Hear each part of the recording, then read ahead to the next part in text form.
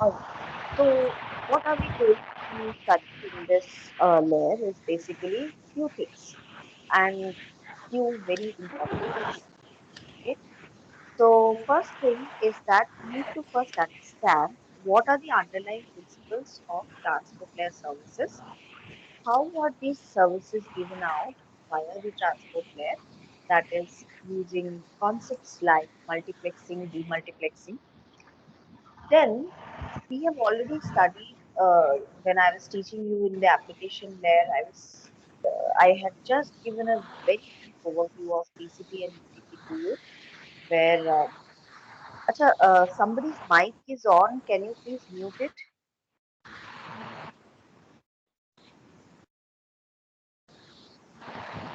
Yeah, just somebody's mic is on. Just mute it. Okay. Yeah. All right. Thank you. Okay. So, in the transport layer, we had actually, when we had studied a little bit on TCP and UDP, then we had talked about that, it provides one of these protocols, that is TCP, provides some kind of reliability. Okay. So, we are going to see that how is reliable data transfer going to happen at this layer. Okay. Then there are some more features that transport layer services provide, that is flow control and congestion control, and we are going to see that how it is going to provide both of these features. Okay, so these are the principles that we need to study in this chapter, and of course the two most important protocols belonging to transport layer, that is UDP and TCP. Okay, so UDP, as we already know, it supports connectionless transport, whereas in TCP it supports connection oriented transport and provides reliable transfer of data. Okay, along with that it also provides congestion control. Okay, so this is what we are going to look at in this entire chapter. So yeah, this is just the roadmap, that is, the transport layer services, multiplexing, demultiplexing, etc. So let's not get into this. Let's just straight away dive into the concepts that we want to study. Okay. So transport layer protocol. Okay.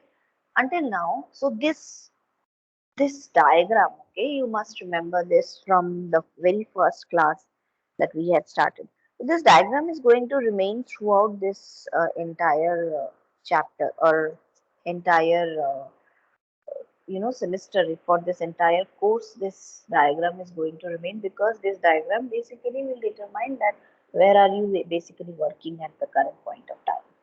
Okay, so today, since we are starting with transport layer services, we know that transport layer services basically provide logical communication between different applications that belong to or that are basically running at different hosts. Okay, so that means we had seen in the first chapter, these are known as end systems or hosts. Okay, so whatever applications, different applications are running at these hosts, so the communication with one host to another, during that there is a logical communication that the transport layer service is going to provide. Okay, so that means you can have several applications running at your system. If you want to communicate with another system, and basically one application to the other, that logical communication between one application running at a particular host and another application running at another host, that logical communication is provided by the transport layer services.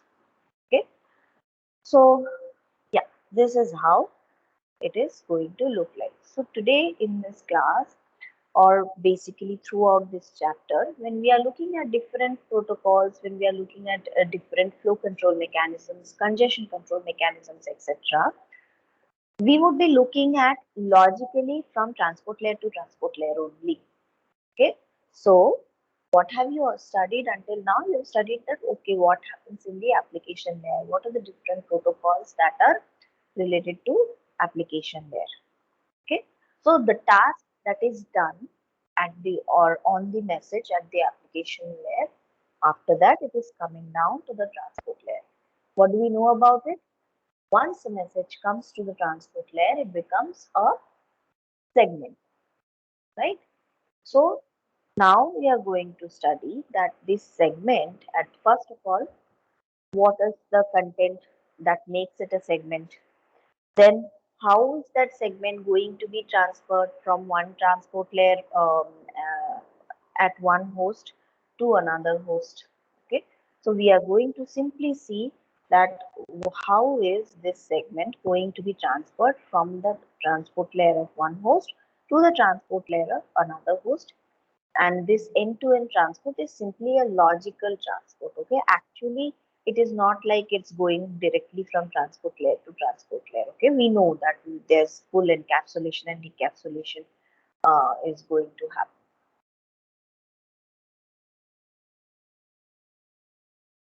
Okay, so this is what is just what I told, that at the application layer your sender will break the application messages, then send the messages below in the transport layer for and then different applications related to different protocols related to transport layer will be implemented on it.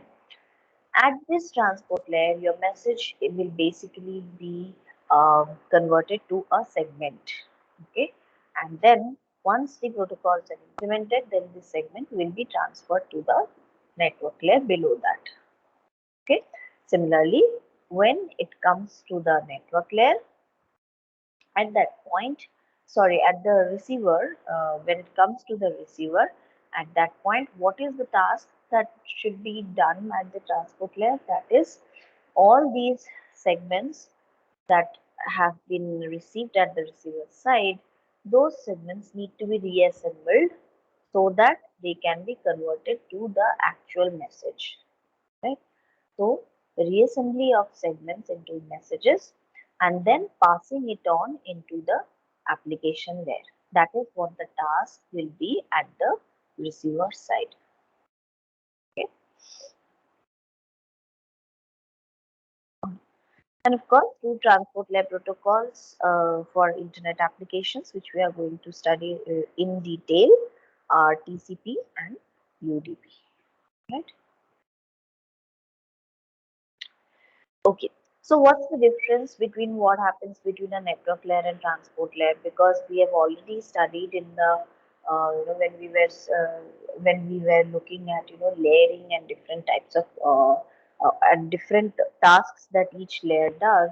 We had this that in network layer also there is a logical communication between hosts, and in transport layer also there is a logical communication between hosts. Right?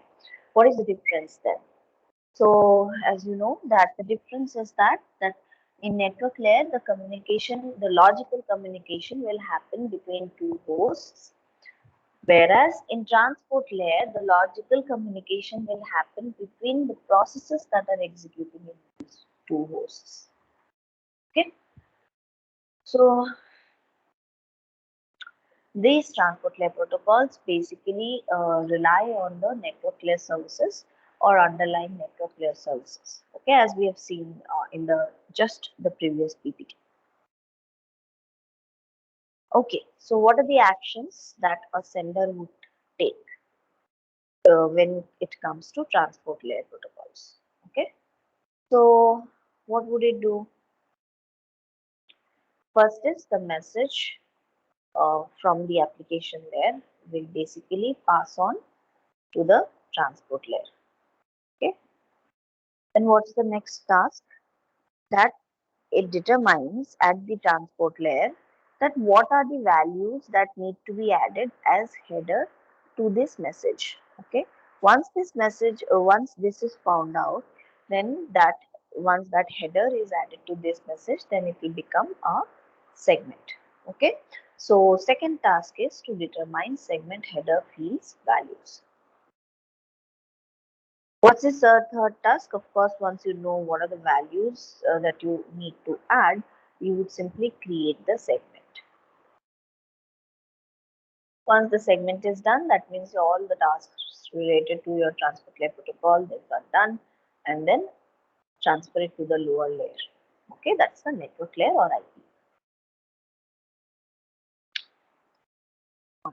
Then we know how the transfer works from network layer, link layer, and then physical layer, and then via the medium, it reaches the receiver side. At the receiver side, what's happening? Okay, so of course, once the encapsulation happens, it goes through the medium and reaches the receiver. At the receiver, I basically call it as decapsulation. So that means at the physical layer, just the reception is done. Then at the link layer, you have it as what? A frame or a segment. Segment is at the transport layer. So at the link layer, you have it. Then you have it at the network layer. Then at the transport layer, you have it as a segment. So you receive the segment from the below layer, that is the network layer. Then check what is been given as the header value, because that's going to determine that which process this message basically belongs to. Okay, so then this uh, message is extracted and sent over to the application layer like this. Okay, now there's one very important task that is to be done at the receiver side, that is demultiplex messages up to application layer via socket. Okay, now why this demultiplexing is required? Okay, so we have already said that there can be several processes, okay, and running at a particular host, and even several instances of processes can run at different hosts, at a particular host. Okay, so when we are going at the receiver side, then the message must be demultiplexed to actually find out that which process does it actually belong to. Okay, so let's see, we'll see in detail how it works out. Okay, so there are two principal internet transport protocols. One is TCP and another is UDP. Some features of TCP. So it's basically transmission control protocol. It provides reliable and in order delivery. That means you are basically sending packets. Suppose you are sending packets via packet switching network, right? So that means you are not guaranteeing that the delivered packets will come in sequence, right? But what TCP gives, TCP will guarantee that whatever packets are getting received or getting delivered at the receiver side, those will be in order or in a sequence. Okay. It also provides condition control, flow control, and it requires connection setup before transmission can happen. Okay. So these are the features of TCP. For UDP, which is also known as User Datagram Protocol, uh, of course, it does not provide any kind of reliability or even ordered delivery. So it is unreliable, provides unordered delivery. And see, the last one is known as no frills extension of best effort IP. Okay. So what is best effort IP? First, let us understand that, then we will get to UDP. Okay. So what is best effort IP? So when we are looking at, the services that we are getting as users, when we are looking at, suppose, browsing, when we are looking at scenarios like, some kind of video streaming, okay, which is like not a live video stream. Okay. So what is it that we are expecting? That, I should not be losing much frames, and whatever data is important, that should reach to me, but time is okay, not guaranteed. All right, so that's what we are expecting. Now when it comes from the service provider's view, service provider will say that I will do my best to provide you the best service, but I will not be able to guarantee anything related to the delay that the user is going to face, the throughput that the user is going to observe at the end of the day. Okay, so such kind of transfer where the transfer is basically dependent upon the data transfer is basically dependent upon the fact that it's just getting its chance to simply transfer the packet over to the medium. Okay, that kind of network is known as best effort, or that kind of connection is known as best effort connection. Okay, so when it comes to UDP, in UDP also the same kind of concept is being used, right? So UDP is simply saying that I cannot provide you any kind of reliability, nor can I provide you any kind of order, delivery, sequencing, anything. I'm not going to provide you that. What I'm going to provide you is just a promise, or just a promise that I'll try my best to transfer your data. That's it. Okay, so that's why it is called just an extension of best effort IP.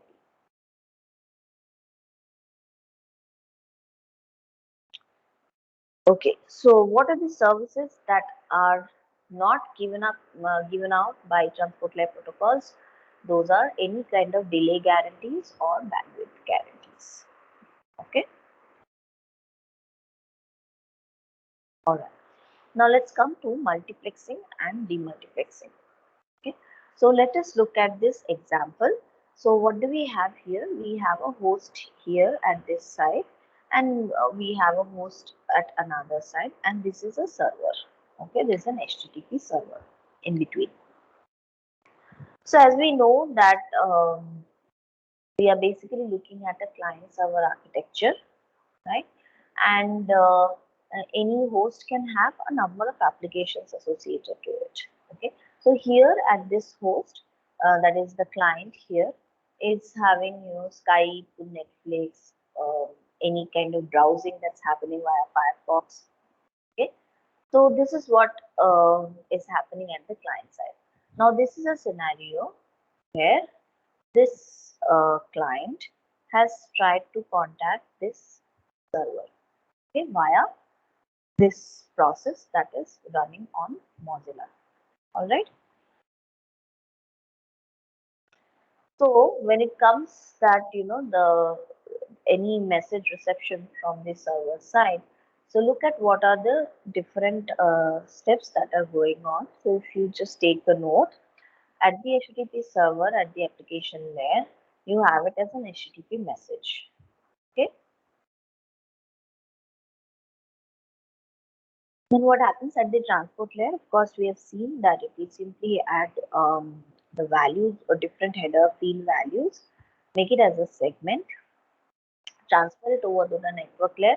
Again, several header field values related to network layer protocols will be added, and then this will be sent over to the link layer, then the physical layer, and finally over to the medium where it will be transported to the client side. Okay. Now this message, so see, there is a Mozilla here, there is a Mozilla here too. Okay, so both of these guys can actually access this Apache server here, HTTP server. Okay, so this guy will also serve for the same kind of application. This will ask anything from the server side. For the same kind of application, this client will also ask the same server, the same process for some information. Okay, so this is for client 1 and this is for client 2, but the process is same at the HTTP server. Okay, so then at say while sending the same data, if you want to send out the data to the different clients, it can become quite a difficult scenario, right? To actually analyze that, okay, which one to send to client 1, which one to send to client 2, and then all of this is synchronously happening. Right, so how to just handle or control such a situation? For this reason, the concept of multiplexing and demultiplexing comes into picture. Okay? So what's happening? You have suppose different. So this is same diagram, but now we have the layered architecture here. So you have at the server side, you have different applications running P1 and P2. Okay, and then they just need to get connected to these two applications running at the different clients with the help of sockets, of course. All right. Now, what happens when we are sending some data from the sender side? Okay. So at the sender, when we are using multiplexing, what does it mean? It just simply means that we need to handle data from multiple sockets and then add transport layer headers. Okay, why? Because this transport layer header will later help at the client side for demultiplexing what data has been sent from the sender side. Okay. Now at the receiver side, so suppose there are so many clients which are basically sending some data to this server, but similar process. Okay, so in that case, what would the receiver do? It will do. It will use the concept of demultiplexing. How? What it will do? It will use the header information of each of these information coming via the sockets to deliver the received segments to the correct socket. Okay, so suppose you have uh, data being received. Yeah, you have the data being received from this client to this application, and of course also from this client. So here the header information will be used to actually find out that where to send this message, to this particular socket or to the other socket. Okay, that concept is known as demultiplexing, where we are basically finding out that which socket do we need to send this particular segment to. Okay, all right. So how does demultiplexing work? Okay, so first is of course the host receives IP datagrams. Okay, now there must be some way to actually find out that what is the what is the basically source address for this IP datagram and what is the corresponding destination address. Okay, just to find out that okay it has reached the correct host, right? So first is you identify that each datagram will have a source IP address and what is its source IP address and what is the destination IP address. Okay. Now the datagram will carry the corresponding transport layer segment. Now we are talking about that the segment should be sent to the corresponding socket. So there must be some identifier for it, and that identifier is basically port number, right? So we must have source port number and destination port number in the segment. Okay. So whenever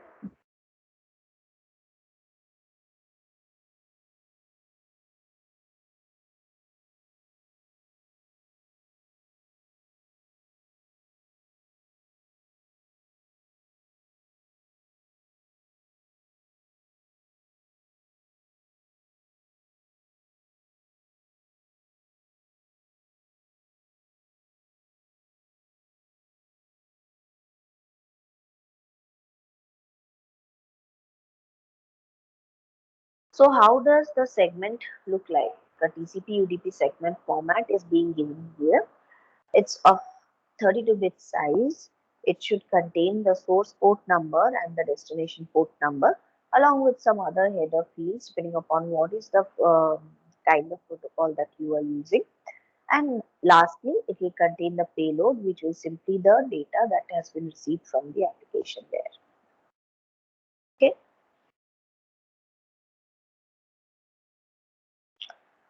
All right. So source port and destination port are the ones which are basically going to identify that which socket the particular segment belongs to. Now, what we know, so here we simply saw a TCP UDP segment format. That means this segment format can be for both TCP or UDP. Okay, but it cannot be true, right? There should be some other information also because your TCP is having so many other properties or features that it provides as compared to UDP, right? So which is why we have this other header fields, and now we are going to look at that how does it work when we are basically working with either TCP or UDP.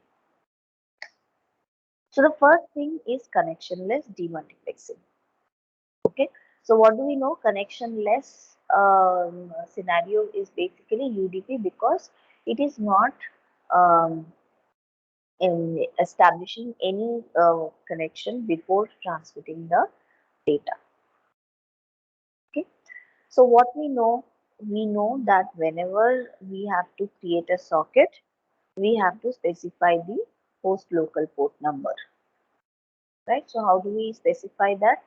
That is basically by this way, you know, you call the or you basically are declaring the object and you are basically creating this object with this particular port number.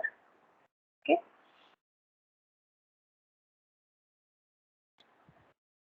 Now, when you create a datagram to send it into the UDP socket, what do we need to identify?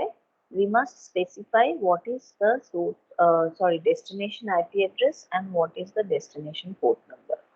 Makes sense, right? So this is done. Now, what we need to do that when this datagram is being received at the at the receiver side, okay.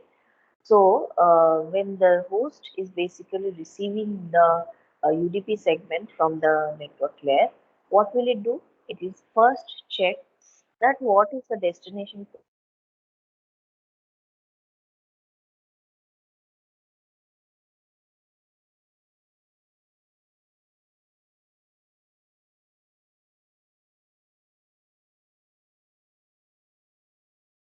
use the port number and the destination IP address.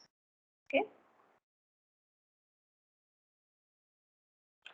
Now there's a scenario, right? If IP or UDP datagrams with the same destination port number are there, but they have different source IP address or source port numbers, then it will be directed to the same socket at the receiving host. Okay, so basically what's happening that there can be a scenario that like the example that was given. So there can be different clients that are sending data to the same application belonging to the server.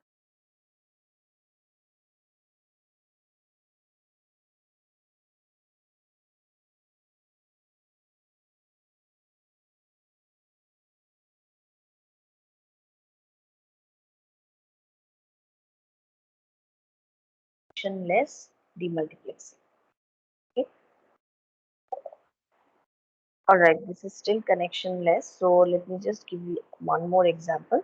So this is a datagram socket that has been created over this client, and this is another one with another port number 5775. And at the server side, it is the port number is 6428. So now if there is some data that is to be transferred from this particular process P3 to P1, then the source port number would be this one, this port number that is 9157, and the corresponding destination port number would be 6428. Also, while receiving, the values would change, right? From the server side, if you want to receive some data to this particular same client with process P3, then the values of the source port and destination port are going to change. Now, something similar will happen when it comes to the other scenario, that is P1 and P4, just like what was happening. So you have a particular source port number. So here your source port number is going to be 5775, whereas your destination port number is going to be 6428, and the vice versa is going to happen when data is being transmitted from P1 to P4. Okay.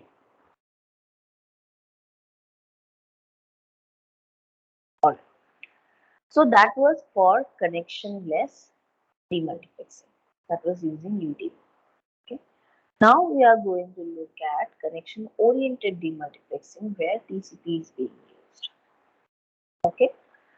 Now, just one thing, one very important feature has been simply given here.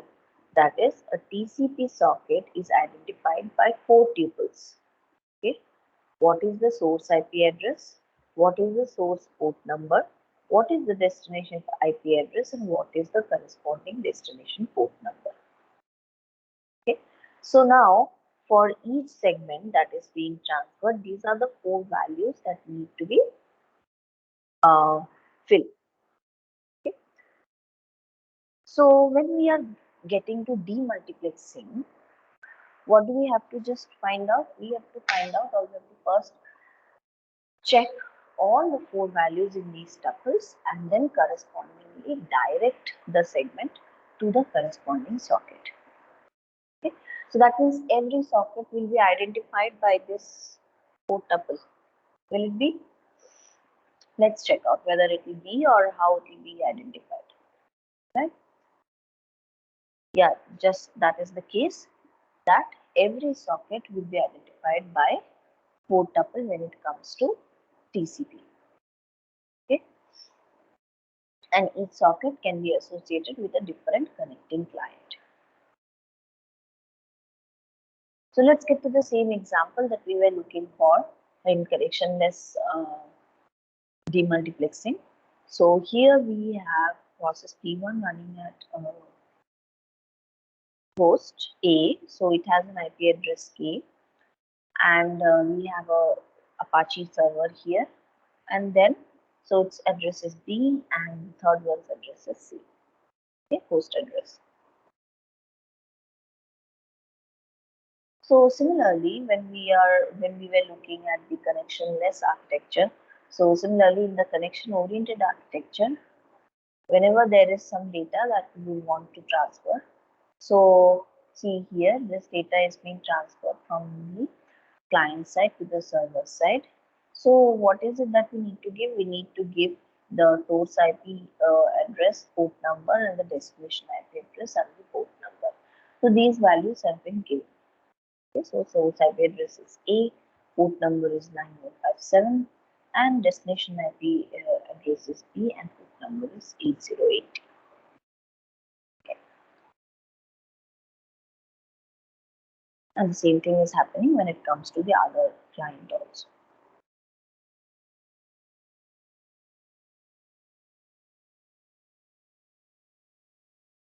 All right. So let's take a look at this.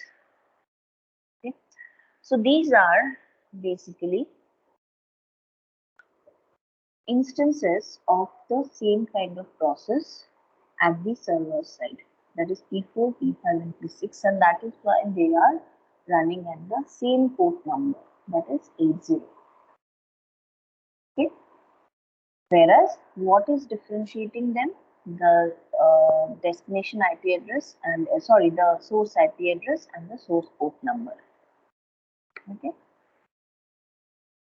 So all of these packets are which are getting received and they are becoming segments at the transport layers. They all are designed to this particular IP address, that is IP address B, and their destination port is 80.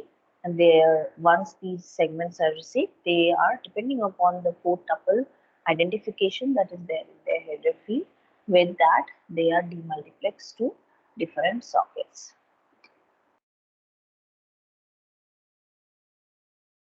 Okay.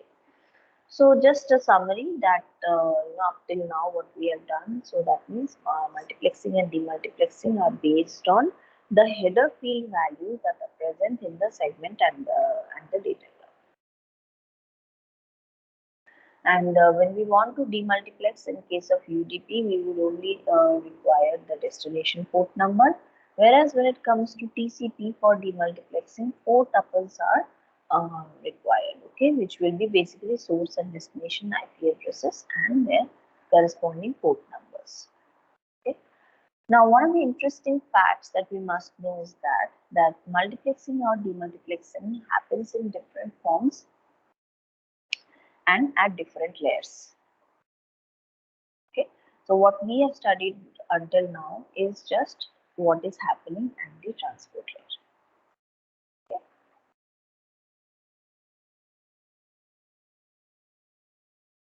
All right. So now we are going to study in detail what is UDP, how it works, what are its different features, etc. So we have already seen, or we have already talked about the fact that UDP is basically a simple protocol that tells that it will provide a kind of best effort service. Okay? So best effort service is not guaranteeing anything.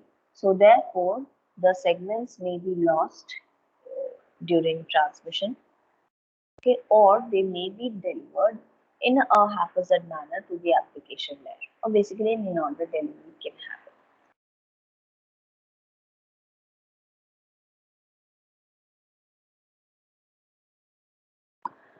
Now, it is called a connectionless protocol. Okay, so why it is called a connectionless protocol? So we know that UDP does not do any kind of handshaking before transmitting data from its client side to the server side. Okay, so which is why it is known as a connectionless protocol. So we do not have any kind of handshaking between the sender and the receiver. Okay, and of course each segment in UDP is handled independently of others. So we have already seen, right, that UDP is not providing any kind of guarantee. It is not providing any kind of reliability, etc. So why should one use UDP? Okay, this question might come a lot. So the reason behind that is that when we are talking about UDP, since it does not use any kind of handshaking, so therefore there's no need to have a kind of a connection establishment. Okay, so the delay associated with it will be reduced. Okay, so before every transmission, the connection establishment delay is reduced. Also, it is a pretty simple protocol. Therefore, no need of having any kind of connection state at the sender. So the sender does not need to remember the connection state at all. Okay? Neither does the receiver. Now, since we are talking from, we are basically starting with a message and sending it as a frame over the medium. So within all of these steps, we are basically adding a lot of information.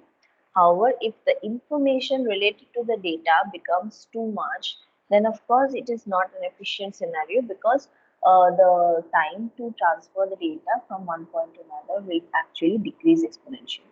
So, which is why when we are having a UDP kind of a scenario where there is no need for extra information because you are not providing any guarantees in this case.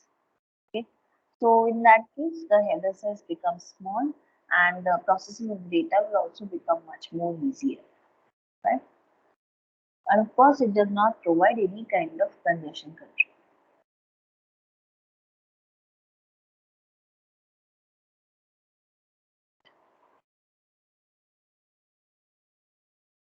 Now let's get to what are the use cases related to UDP. Some of the applications are basically streaming multimedia apps. They can be loss tolerant and rate sensitive. However, so why should we use it using UDP? Right? If streaming multimedia apps are rate sensitive, not loss tolerant, loss tolerant, so that's good, but rate sensitive, then why should we use UDP in such cases?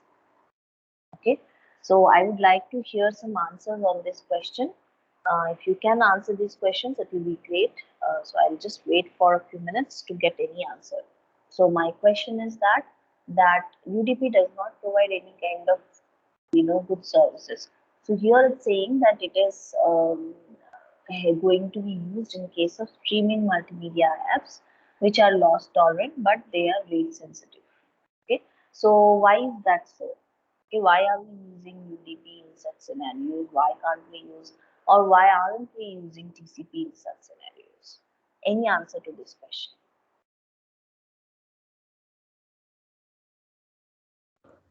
Ma'am, because TCP is slower and the problems that UDP causes can be handled on the application layer where you can buffer them and then ensure that they are put in sequence. So we can handle that in application layer, but we'll get performance from UDP.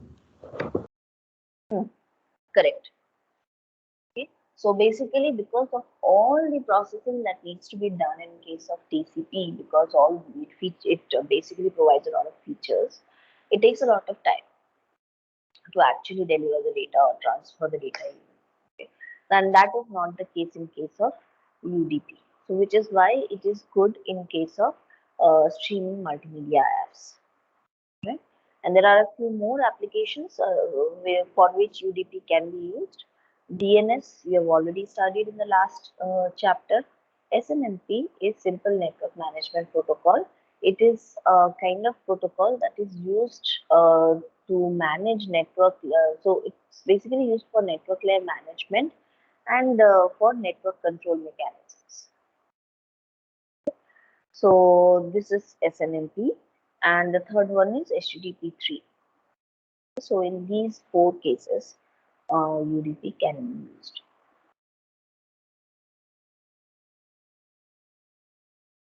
Now we have already studied that okay, UDP provides some kind of delay guarantee, or not delay guarantee, but it provides some kind of reduced delay while transmission, right?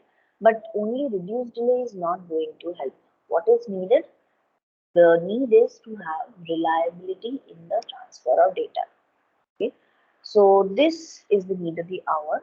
Now UDP is not providing anything. So is there any way that reliable data transfer can be done over UDP? So that's what we need to find out. And here what we are going to see is that if reliable transfer is needed over UDP, for example, in case of HTTP3, then what we need some added reliability at the application layer and also some added congestion control at the application. Okay, so let's see how UDP is working at the transport layer. So it's the same diagram what we had seen few slides back, and however this is for the SNMP protocol. Okay. So we have the SNMP client and we have the SNMP server, and application is being transferred from the message is being transferred from the application layer to the transport layer, which is using UDP as the underlying transport layer protocols. So at the sender side, where UDP is being used as the transport layer protocol, what it does, it basically transfers the or passes the application layer message to the next layer.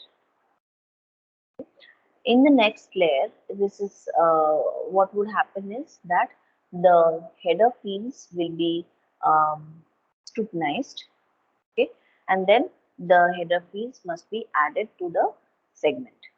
Okay, so so now what you have the header fields along with the data, making it as a UDP segment, and once it is done, then it is transferred to the layer below it.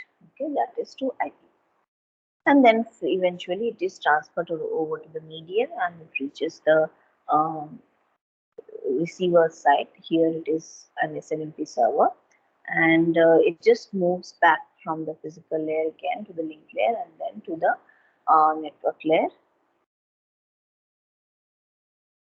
So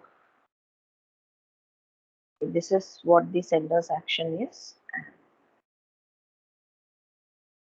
This is from the client side to the server side. So now you have the data at the network layer side. You are sending it to the transport layer. Now you check that what is the UDP header value. Now check here that there is UDP checksum that is being used at the segment to find out or to check the header values. Okay. Now you must remember that just a while ago I was talking about that UDP does not provide any kind of reliability, but we need to ensure that some kind of reliability is there when we are transferring our data. That reliability is provided with the help of checksum. Okay, so we will see how checksum is being used. Okay, So basically, so just to give a summary, checksum is basically going to give you the information that whether there has been some change in the data that was being sent from the sender side to the receiver side. Okay, so whatever data, suppose it was sent in terms of bits, so whatever bits have been sent, whether there has been any bit that has flipped or not. Okay, so this is what is checked at this point of time, and then once that is done and it's found out that okay, everything is okay, nothing has changed, so then the data is extracted and sent over to the application layer as a message. Okay, now at the application layer, when we are sending it to the application layer, we are going to send it via a socket. So at that juncture there will be demultiplexing done on the message, so that it can be sent to the accurate socket. Okay. All right, so this is how a UDP segment looks like. We had seen just a layout of how a TCP UDP segment format will look like. So this is specifically for UDP segment header. We are having source port number, destination port number, the length of the data, and the checksum value.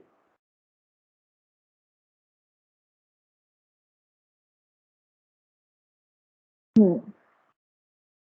So source port number, of course, is going to give you the information about the process at the source side. Destination port will give the information to which port for sending the data to which port at the receiver side. Length is nothing but what is the length of the UDP segment, including the header in terms of bytes. Okay, and this is just the payload.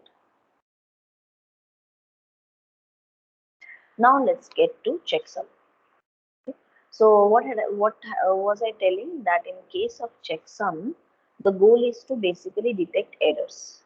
Okay, so that means if any bits have been flipped while transmitting the segment from the from one host to another host. Now suppose these are the transmitted data. Okay, the first number is 5, second is 6, and the sum is 11. And at the receiver side, so you know that what is the sum.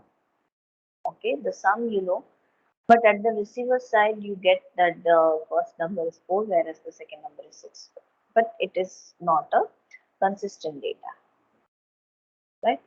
So at this point you are basically computing the checksum. You have the sum here. Okay, so if it is same as this, then great. If it is not, then you find out that okay, this there has been some issue. Okay, in between, some bit might have been flipped in between.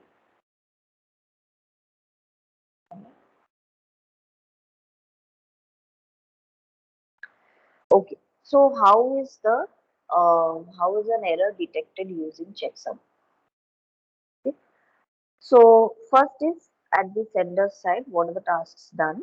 The contents of the UDP segment, including the header fields and addresses, they are nothing but a sequence of 16-bit integers. Okay. So what do we do when we are looking at checksum? Checksum is nothing but addition of the segment content. Okay, with the ones complement sum. Okay, so then this checksum value is put into the UDP checksum field, and then when it is received at the receiver side, what do? We complete the checksum of the receipt segment, and then we check that if the computed checksum is equal to the field value, checksum field value that is there at the segment, right? So if you see here, we do have a checksum field value.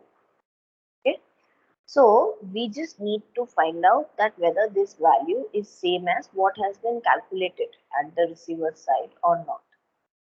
Okay, so at the receiver, the same thing will happen. Compute the checksum, compare it with the already existing checksum value in the header field. If they both are same, then there's no error that has been detected. It does not mean that there is no error actually, but it will not detect any error. Whereas in case of that if the checksum values are not equal, then in that case, then definitely there is some kind of error that is existing. So this is how this is an example of checksum. So you add two 16-bit integers, get the value. Okay, if it is going beyond, then you just simply um, wrap it around. Okay, so this is basically going to be your sum, and then just the one's complement value is going to be the checksum value.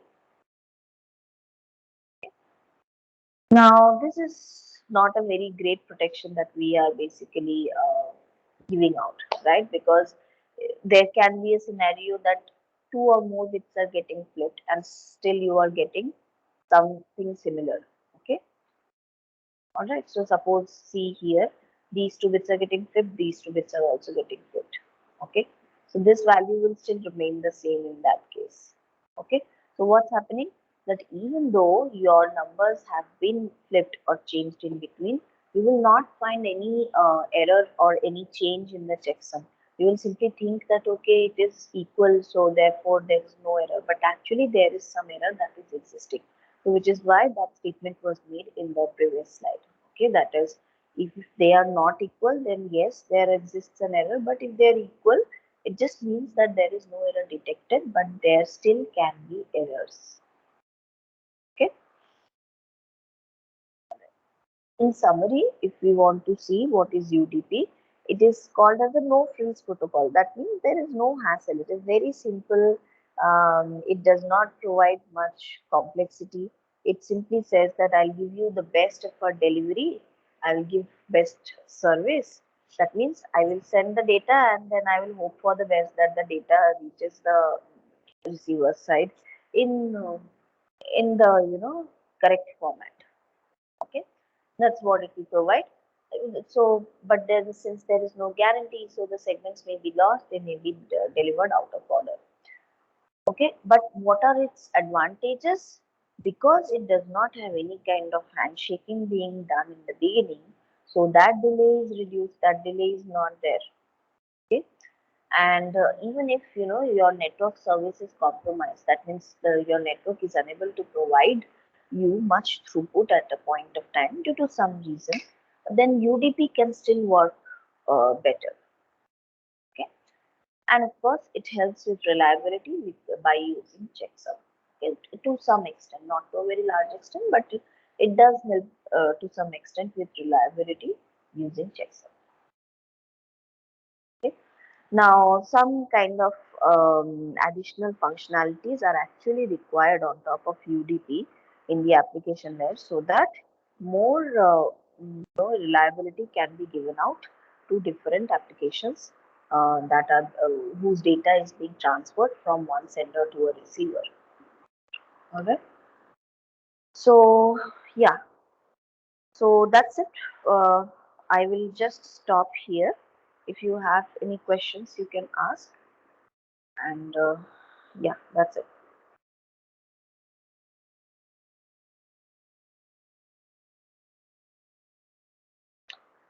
Any questions? Ma'am, what is the difference between segment